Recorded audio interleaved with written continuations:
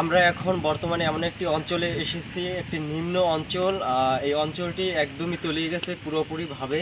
এই অঞ্চলটির পাশে আর কি একটি নদী আছে, যে নদীটি তলিয়ে গেছে এবং নদীটির পাশে একটি এই কুলাটার পাশে এবং নদীটার মাঝখানে একটি রাস্তা ছিল।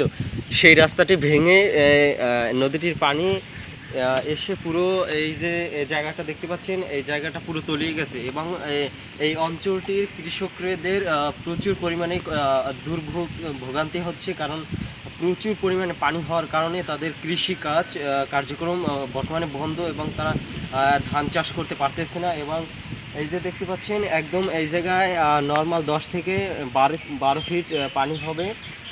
প্রচুর পরিমাণে পানি হয়ে গেছে এবং এই যে ক্যামেরাম্যান এদিকে একটু ঘুরান। এই যে এই পাশে আমার পাশে একটা পুকুর দেখতে পাচ্ছেন, এটা মাছ চাষ করা ছিল।